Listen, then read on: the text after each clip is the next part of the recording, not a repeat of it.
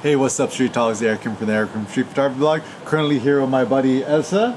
Hello, Elsa. my buddy Luis. Hello. We are at the coolest Japanese store for photo books, and it's got a great concept. It's coming here for good food, good coffee, and they keep it open to everybody.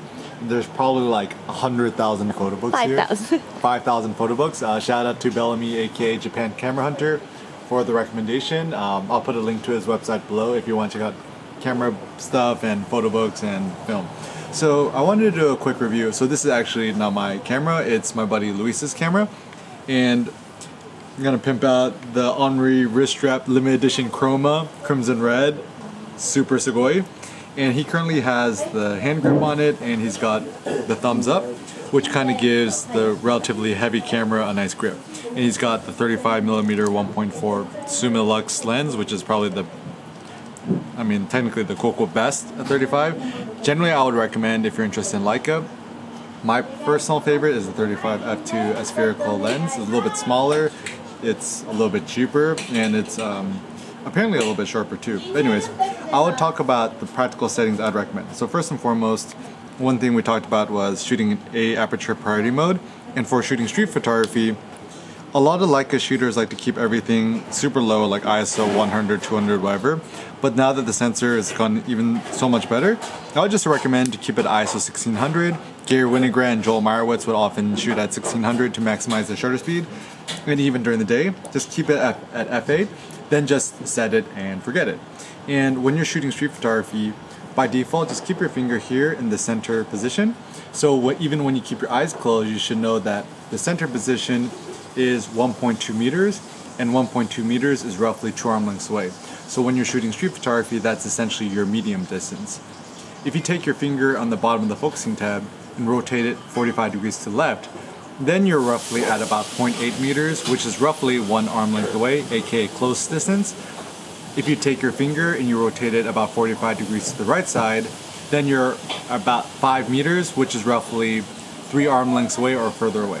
And if you're shooting at f8, then you can see these focusing marks here, which will show you the depth of field you'll get. So generally when you're shooting street photography at f8, more or less everything's going to be in focus. So you don't want to make the mistake of, before you shoot, to bring up the camera and slowly trying to focus with the rangefinder. What you want to do is pre-focus at f8, quickly bring up the camera, and just take the photo. The thing I really love about the new M10 is that on the top plate, the M9 was chunkier than the film Leicas. For the Leica M240, the Leica M, they made it even fatter. Leica did an amazing job of taking it back to basics. They somehow thinned out the camera on top. They got rid of the stupid recording buttons and the superfluous functions. And not only that, they simplified the buttons to make them less is more. So there's now only 3 buttons, which I love. There's one button for live view, which is actually surprisingly handy. There's a play button if you want to review the photos. And then there's the menu button to look through the menus. And then you could use that to go to the main menu. So they simplified it. Now the new LCD screen looks fantastic. And not only that, but LCD is just sharp. It looks good, and the camera feels pretty good in the hands. One thing that people who've never shot with a Leica probably don't know, it's actually more heavy than you think it is. So, before you spend your money on it, hold it in your hand. But the good thing is that because it's made out of solid brass, it feels super quality, it's super robust, and of course it's made in Germany by some dudes in some random lab coats, and some dude polishing, whoops, ay Dios mío, dropping it. And also not only that, but here in the back, there's a little scrolling thing back here. So if you want to change your exposure compensation, you just take the shutter button, push in halfway, and just scroll this to the left and right to change your exposure compensation. That's actually a tip that a lot of people don't know. And also if you're shooting street photography or with a Leica or rangefinder with glasses, you look through the viewfinder, you cannot actually see more outside the viewfinder if you have glasses more than a 35mm lens. So if you shoot street photography or photos on a Leica and you have glasses, do not buy a lens that's wider than 35. Stick with 35mm. I don't recommend using 28 because it's too wide. If you don't use glasses, then you can use whatever you want. And I think that 35mm in street photography is ideal because it's not too wide, it's not too close, and of course you're using the viewfinder, so you gotta get close. Honestly, at this point, there's really nothing wrong with the Leica M10. They've more or less perfected the design in a very good way. I actually really love the ISO dial on top. I think it's a beautiful aesthetic touch. It's a little bit annoying that it's a little bit hard to pull out.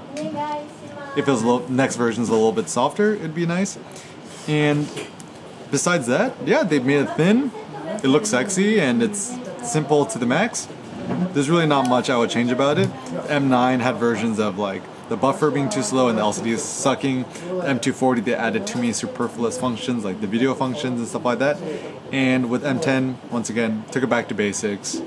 Oscar Barnack would be very happy, very pleased with the newest digital invention, and Leica, whatever criticisms you might give for them, they're probably the most innovative camera company that is continuing to remove the superfluous. It's kind of the Zen philosophy that I personally love, and yeah, so the M10, you know, whether you think it's worth the money or not, my practical recommendation is the 2 camera rule.